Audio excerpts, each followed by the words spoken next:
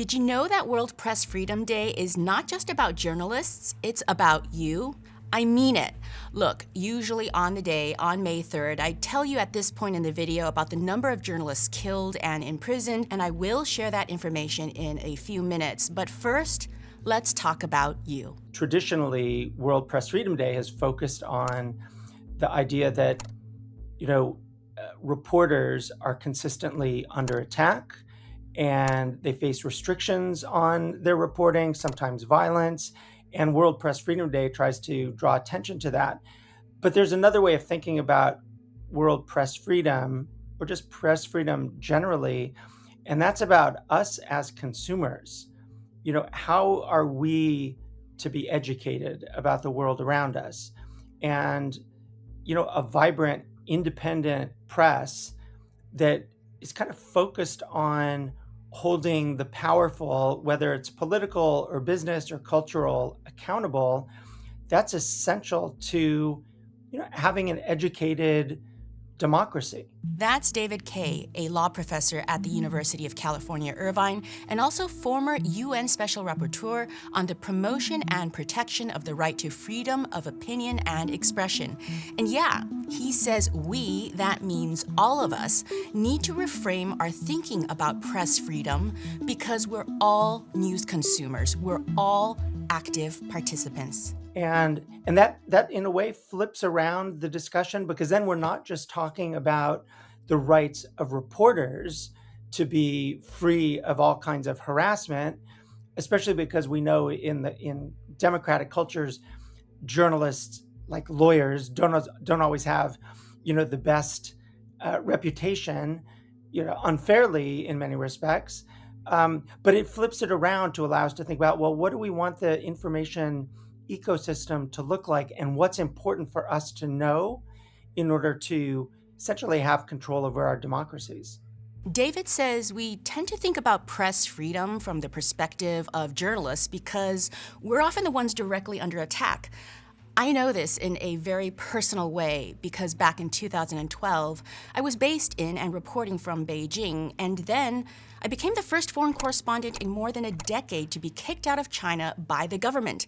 They didn't like my human rights reporting.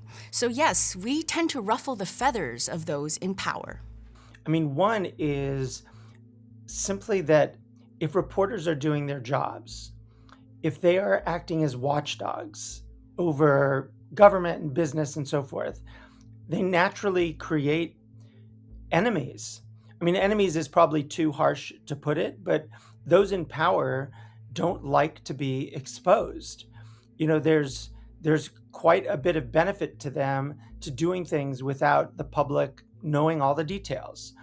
And that creates, a kind of friction, which I think is actually healthy, between the powerful or those covered and the reporter, those who are covering them. And so, you get into this zone where, on the one hand, you have reporters who are doing the work of uncovering uncomfortable truths. And on the other side, you have people in power pushing back against them. And that, I think, seeps into the culture. It seeps into the way we talk about press freedom.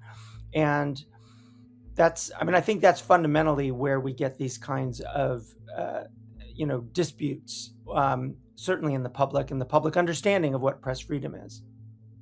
Now, press freedom is a subset of the bigger free speech framework. And again, the focus of that is usually on the person communicating and what their rights are and why their rights cannot be infringed upon.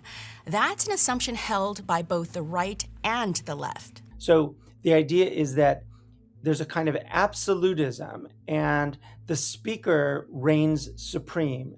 Everything about free speech is about the ability of the speaker to say whatever he or she wants, to say it whenever they want, and not to be restricted. And this definition by populists essentially has turned into this idea of, if we're talking about free speech and we're talking about constraints on it, anything that imposes constraints is a form of censorship. And the truth is that freedom of expression is much broader than solely the speaker. So if I could put it into this framework, right? So the human right to freedom of expression protects everyone's right to seek, receive, and impart information and ideas of all kinds. And oftentimes, this redefinition so that only the speaker matters leaves out the part of seeking and receiving information. And from a press freedom perspective, we should be focusing absolutely on the idea that free speech also means seeking and receiving information, because that allows us to think about, oh, press freedom is actually about my ability as an individual to seek information about government, about politics, about business, and so forth. It's not just about the speaker's ability to make an argument, it's about my ability to access it.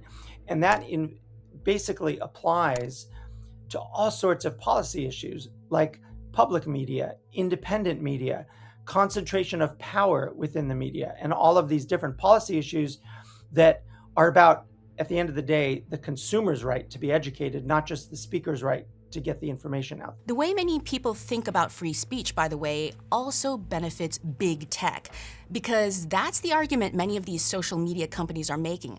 I totally understand the irony of talking to you on this platform, but what big tech is essentially saying is we are free speech, and that means no one can regulate us.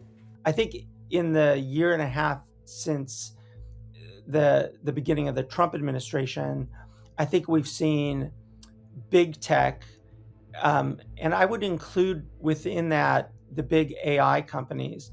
I think we've seen them essentially become entwined with government in a way that is, dangerous for free speech, is sort of very much focused on opposing regulation of any kind and giving kind of some fuel to the idea that only speakers matter. And in this context, only the companies that are moderating speech matter.